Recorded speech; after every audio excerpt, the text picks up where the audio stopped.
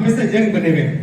लोग कहते हैं कभी कभी बुढ़ापे की बात करते रहते हैं। मैं कभी कभी लोगों से कहता हूँ कि बूढ़ा कौन होता है? बूढ़ा कौन होता है? जो विचारों से मर गया वो बूढ़ा होता है। जिसके विचार यंग है, जो एनर्जेटिक है, जो मानव कल्याण के लिए प्रेरित कर काम करता है, वो कोई बूढ़ा नहीं होता। वो अंतिम श्वास तक सजग जीवन जी करके इस धरती को अलविदा करके चला जाता है कि किसी को उठा के देखे। और मैं तो अपने जीवन को देखा, छोटी सी जीवन में मैंने भी देखा है कि जो व्यक्ति मानव समाज में लगे हुए और सच्चे मन से लगे हुए और निस्वार्थ भाव से लगे हुए, मैंने उनके मृत्यु को भी देखा है। आपने भी देखा होगा उनके चेहरे पे जब मृत्यु का अंतिम समय वो धरती को छोड़ जाते हैं तो चेहरे पर उनकी अलग ही मुस्कुराहट आती है। कभी ध्यान से देखें।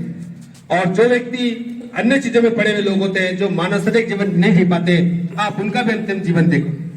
हालांकि सबका कल्याण हो, बुद्ध की भाषा में सबके प्रति हमारी संवेदना रहती है, हमारा किसी के प्रति कोई द्वेष भाव नहीं होता है, वो किसी मान्यता को मानने वाला क्यों ना हो, लेकिन जो मानवता गरिमा के खिलाफ काम करता है उसको रोकना भी हमारा फर्ज बनता है। ठीक है, अहिंसा का अर्थ नहीं होता, मैं रिपीट कर रहा हूं इस बात को, जो बुद्ध को गलत डिफाइन करते हैं कि अहिंसा का अर्थ निकलता है यदि कोई व्यक्ति आपकी गरिमा के ऊपर आक्रमण करने के लिए आ रहा है तो वहां पे बचाव करना आपका परम धर्म बन जाता है। वरना आप कायरता के द्वारा जीवन जीते हैं और कायर का जीवन जीना ही सबसे बड़ा लज्जित जीवन होता है। तो इसलिए हम किसी को मानने नहीं जा रहे। यदि कोई व्यक्ति हमारी माँ बेटी के ऊपर, हमारे परिवार के ऊपर, हमारे भाइयों के ऊपर हमें मानव जीवन से नीचे गिराने का खूब प्रयास करेगा तो उसको रोकना हमारा परम कर्तव्य बन जाता है। वरना फिर जीवन मूल्यवान नहीं है, ये फिर संस्कार ठीक नहीं है हमारे, ये संस्कारिक जीवन नहीं है हमारा। फिर तो गुलाम से बदतर जीवन है, तो पैदा होना व्यर्थ है। एक और कब मैं जो पहाड़ों में गया, विजिट किया मैंने, बोले हम तो बहुत गरीब है। तो मैंने पूछा गरीब कहां से हम लोग? अन्यथा मत सोचना, मेरी बात को मानना भी नहीं है कि आप गरीब कहां से हुए, किस परिस्थिति के द्वारा गरीब बना दिए गए। अगर आप ध्यान से देखेंगे, एक स्वतंत्र रूप से हम पैदा हुए, सभी अंगों के द्वारा हमारा जीवन निर्माण हो गया, हमारे हाथ पैर सब सलामत है, सारे कुदरत ने हमें पूरे अंग दिए हैं, विवेक भी दिया है, और विवेक के माध्यम से अपने आर्थिक संसाधनों का आपस में मिलकर के सामाजिक सौहार्द बना करके हम अपना उद्देश्य को पूरा कर सकते थे। तो उसको ना करना है तो गरीबी बन गया ना। मैंने एक से पूछा, इकोनॉमिक तौर पे जब देखा कि अगर बहुजन समाज की बात करते हैं, इस देश की संख्या की बात करते हैं, तो 78 और आपके 41, इट मीन आपके 131 मेंबर ऑफ पार्लियामेंट आपके हैं, जो आपको चुन के जाने ओबीसी के मिलाकर के लगभग 70% मेंबर ऑफ पार्लियामेंट है। माइनॉरिटी को मिलाकर के आप 85 के आसपास मेंबर ऑफ पार्लियामेंट है। तब आपको विवेक नहीं है ना, आपके समाज के प्रति आपके सामने आपके अधिकारों का हनन हो जाता है और वहां पे आप कुछ नहीं बोल पाते हैं, तो उसे क्या बोलेंगे? यही तो अविद्या अज्ञानता है, यही तो गुलामी है, यही तो अज्ञानता है कि आप सामने होते हुए सब कुछ नष्ट होता जा रहा है आपके सामने, आप उसको संभाल नहीं पा रहे। तो यदि आप इन सिद्धांतों को देखेंगे, आप पाएंगे कि सारा रोल हमारा शुरू हो जाता है। अब मैंने देखा कि यदि आप इकोनॉमी डाटा देखें, मैंने एक आंकड़ा देखा, बाबा साहब को जब स्टडी किया तो वो सिंपल वर्ड क्या कहते हैं कि एक परिवार का, एक सिंपल बात है, ये विद्या से जुड़ा पॉइंट है, आप सभी जानते भी हैं कि एक परिवार मिनिमम खर्चा अगर 10,000 रुपीज पर मंथ करता है, परिवार चलाने के लिए 10,000 रुपीज पर मंथ खर्च करता है, एवरेज बताने की बात करते हैं। और हम भारत में कितने परिवार हैं? मैं केवल SC ST OBC की और माइनॉरिटी की बात कर रहा हूं। अगर आप ध्यान से देखें, केवल SC परिवार को भी आकलन करें, OBC को देखें, तो लगभग 50% मानते हैं 50 करोड़ परिवार भी, उदाहरण के तौर पर 50 करोड़ परिवार 10,000 रुपीज पर मंथ का खर्चा एक्सपेंडिचर कर रहे हैं। वो पैसा कहां जा रहा है? केवल जीवित रहने के लिए ना।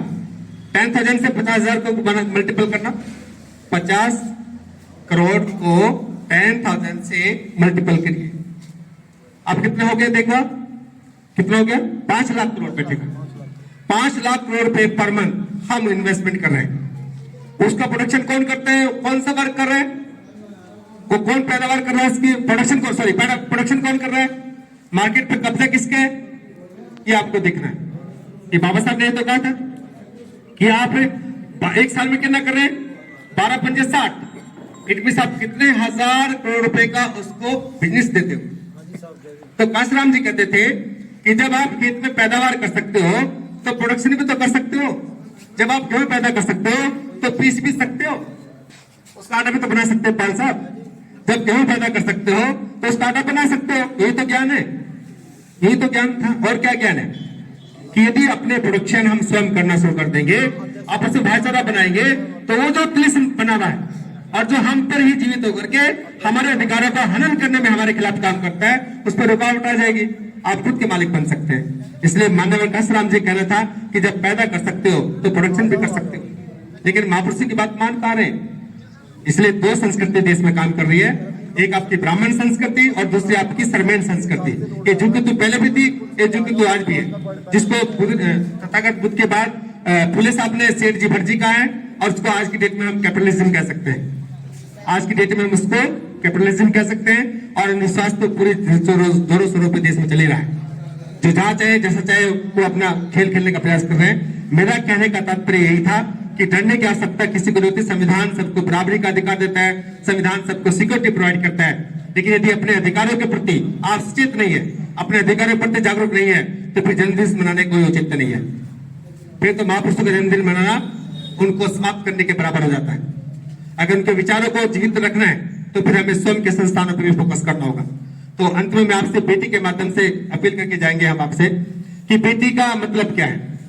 माता सावित्रीबाई फुले और महापुरुषों के उस ज्ञान की परंपरा को आगे बढ़ाने के लिए बेटी का निर्माण किया गया बामसेप में। एक लंबे समय के बाद, ये रिसर्च के बाद पाया गया कि जिन गांव में हम निवास करते हैं उनमें लगभग 90% हम लोग रहते हैं।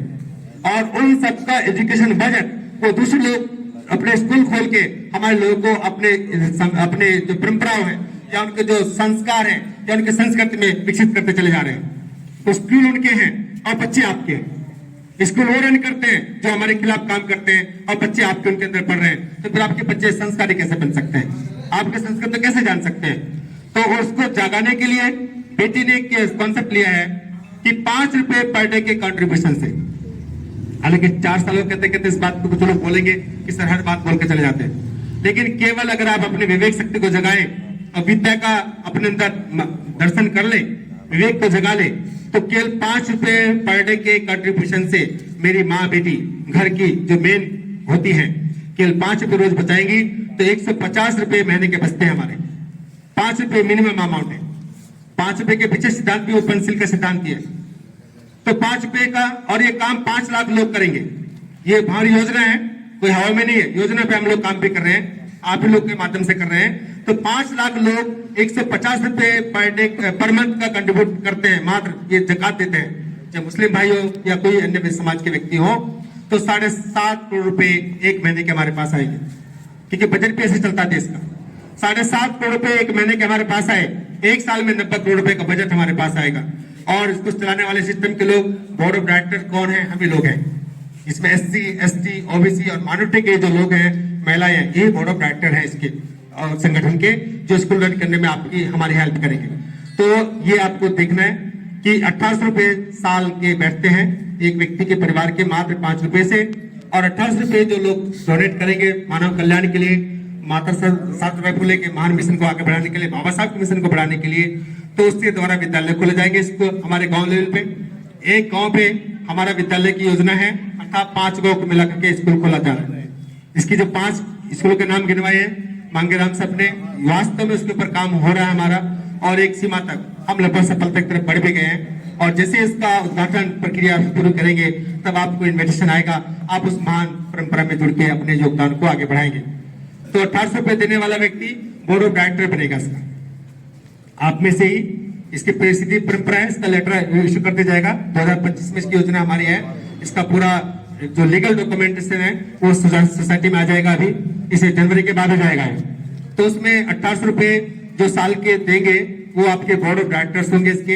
अर्थात उदाहरण के तौर पे यदि एक गांव में 100 लोग हैं, हमारे 100 परिवार हैं SC, ST, OBC माइनॉरिटीज के, वो जो 100 परिवार हैं वो एक गांव में से 5 लोगों को बोर्ड ऑफ डायरेक्टर चुन के हमको देंगे। अर्थात चुनाव वो करेंगे, ये लोकतांत्रिक रहेगा। क्योंकि हमने इस देश में जो किया है, हमने वो किया है कि जो लोकतांत्रिक प्रक्रिया है, जो बुद्ध के समय की लोकतांत्रिक प्रक्रिया है, उसको जुगत को अडॉप्ट किया, उसको जुगत हमने लिया। नालंदा, तक्षशिला, विक्रमशिला जो यूनिवर्सिटी हमारे पूर्वजों ने बनाई है, उसी व्यवस्था को वापस लाना ये बामसेप के रूप में बेटी के माध्यम से हमारा एक विजन है, जिसको पूरा करेंगे हम मिलकर के। हमारा कमिटमेंट है खुद से भी। तो इसके द्वारा 5 एक गांव से डायरेक्टर बन के आ गए, तो एक जिले में मान लो अगर 900 गांव हैं तो 9 पंजे 45 अर्थात 4500 लोग आपके पास आते हैं, जो जिनको जनरल महासभा कहा जाता है। ये जनरल महासभा होगी 4500 लोगों की, अर्थात 4500 प्लस 500 से मान लो 5000 लोगों की एक डिस्ट्रिक्ट पे जनरल महासभा होगी। ओनली 500 लोग, तो 500 लोग 18 पंजे 90 तो वैसे आ रहा है आपका, ये आंकड़ा आपको देखना है। यही ज्ञान का प्रतीक हमारा है, जो सोचने का ढंग है हमारा। और इसके माध्यम से जो डिस्ट्रिक्ट से 5 लोग चुन करके स्टेट की बॉडी में आ जाएंगे आप, 5 लोग स्टेट से डिस्ट्रिक्ट के 5 स्टेट में आ जाएंगे। अगर उदाहरण 70 जिले हैं उत्तर प्रदेश में, तो 5 से 35, तो आपके 35 लोग आपके स्टेट की बॉडी में बोर्ड ऑफ डायरेक्टर के रूप में कन्वर्ट हो जाएंगे। वो सिस्टम चलता रहेगा। और जैसे ही वहां पे स्टेट के, अगर भारत में 27 स्टेट्स हैं हमारे और बाकी आपके केंद्र शासित प्रदेश हैं, तो अगर 20 स्टेट को हमने डेवलप किया अभी, तो 20 स्टेट के ऊपर के जो है प्रत्येक स्टेट से 5-5 लोग वो बोर्ड ऑफ कंट्रोल में ऊपर आ जाएंगे। ये सिस्टम आपको मिल जाएगा, क्योंकि ट्रांसपेरेंसी है, ये किसी व्यक्ति की संस्था नहीं है, ये समाज के द्वारा समाज के हितों के लिए चलने वाली संस्था है। तो इसलिए समाज को सिखाना है कि अपने विद्यालय कैसे बनेंगे। ऑनरेबल मेंबर आप सभी जानते हैं, सब पढ़े लिखे लोग हैं, डिपार्टमेंट से रिटायरमेंट लोग हैं और काफी लंबा अनुभव आपके पास है। आप सबकी उपयोगिता, आपके सारे जो कंट्रीब्यूशन है समाज को जरूरत है। आप अपने आप को यंगेस्ट ही मान के चलेंगे, यंगेस्ट ही आप होते हैं। यंग बच्चे अपना पाएंगे, स्कूल के माध्यम से बच्चे हमारे पास आ ही जाएंगे, जो प्री प्राइमरी से लेकर के आपका कॉन्सेप्ट चलेगा। अब आप ये इंपोर्टेंट खूबसूरती क्या है स्कूल की, स्कूल तो बहुत सारे, इसमें आपका जो प्रैक्टिकल वर्क है 50% एजुकेशन सीबीएसई बोर्ड की क्लास में चलेगी, 50% फील्ड में चलेगी। मार्शल आर्ट, कुंग फू और साथ में हॉर्स राइडिंग, इस कोर्स के बेसिक कोर्स रहेंगे। जो लोग हमारे समाज को घोड़ों पे चढ़ने से रोकते हैं ना, माहौल बनाते हैं, घोड़े पे चढ़ने देंगे, हमारे बचपन से कि उसके अंदर वो बीज बोने हैं, जो बाबा साहब ने भी कहा था कि जाओ अपनी दीवारों पे लिख दो कि तुम इस देश के शासक हो। केवल मनोबल बढ़ाना है। मनोबल बढ़ाने का मतलब है कि आपका अपना खुद का अपना एरिया होना चाहिए जहां अपने प्रयोग आप कर सके। और आप इस महान कार्य को मत छोड़ें। इस जीवन को उत्तम बनाने के लिए मेरी आपसे अपील है कि ये 5 रुपए का महान दान एक महान संपदा को निर्मित करेगा और एक महान व्यवस्था को स्थापित करने में इस मानव कल्याण के हित में बड़ा कारगर साबित होगा।